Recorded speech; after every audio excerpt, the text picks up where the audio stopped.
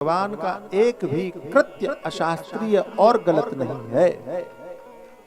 इसमें कभी भी संशय किंचित मात्र भी मत करना।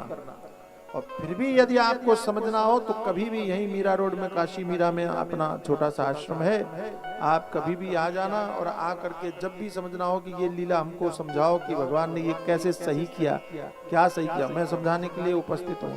ये मैं महात्मा बने ही इसलिए कि मैं आपको समझा सकता।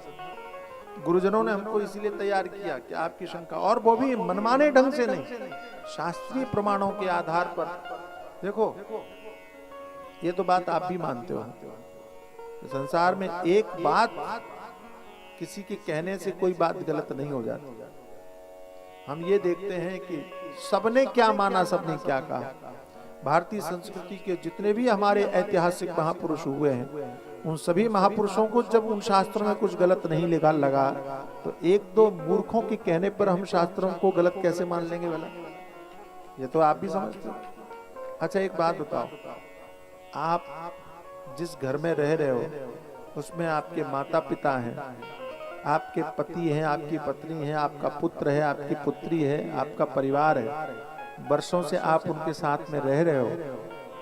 आप अच्छे से जानते हो कि आपके पति कैसे हैं, आपकी पत्नी कैसी हैं, आपके पिता कैसे हैं, आपके माँ कैसी हैं, आपके बच्चे कैसे हैं, सही है ना? तो दूसरे के कहने पर आप उनका अवलोकन करोगे कि अपने अनुभव से आप अवलोकन करोगे?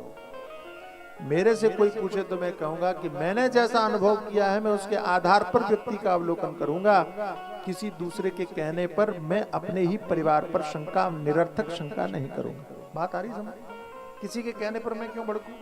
मैं जानता हूं अपने लोगों को इतने वर्षों से, हमारे बाप के विषय में कोई अगर उल्टा सीधा बोले मैं मान लूंगा? मैं नहीं मान सकता, क्योंकि मैं अच्छी तरह से जानता हूं। ऐसे ही जैसे हम अपने पिता के विषय में किसी दूसरे के कहने से नहीं भड़क सकते, नहीं भड़कना चाहिए, ऐसे ही भगवान तो हमारे सब लोगों के परम पिता परमेश्वर हैं, उनके विषय में हम दूसरों के कहने पर कैसे भड़क सकते हैं?